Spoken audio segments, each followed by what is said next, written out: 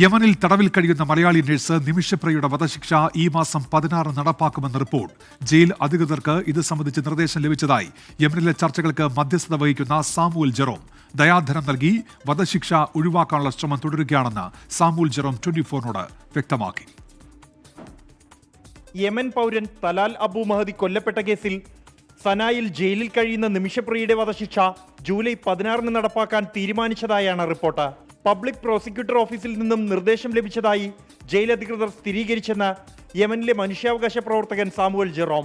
The public prosecutor office has issued a letter to the jail authorities to carry out the execution on 16th July. സനായിലുള്ള തലാലിന്റെ കുടുംബം മാപ്പ് നൽകുക മാത്രമാണ് നിമിഷപ്രിയയെ രക്ഷിക്കാനുള്ള ഏകമാർഗമെന്നും Samuel Jerome. തലാലിന്റെ കുടുംബത്തിന് ദയാധനം വാഗ്ദാനം ചെയ്തിട്ടുണ്ടെങ്കിലും ഇതുവരെ മറുപടി ലഭിച്ചിട്ടില്ല. യമനിലെത്തി തുടർ ചർച്ചകൾ നടത്തുമെന്നും സാമുവൽ ജെറോം പറഞ്ഞു.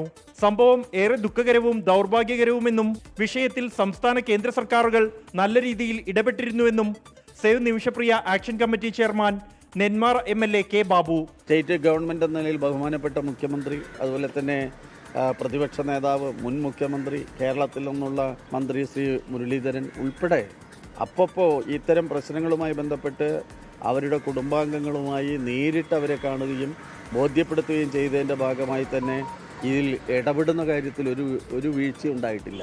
തലാലിനെ വധിച്ചെന്ന കേസിൽ 2017 ജൂലൈയിലായിരുന്നു നിമിഷപ്രിയ അറസ്റ്റിലായത്. 2020 വിചാരണ കോടതി വധശിക്ഷ വിധിച്ചു. വിധിക്കെതിരായ അപ്പീലുകൾ വിവിധ കോടതികൾ തള്ളിയിരുന്നു. 24 ഡൽഹി.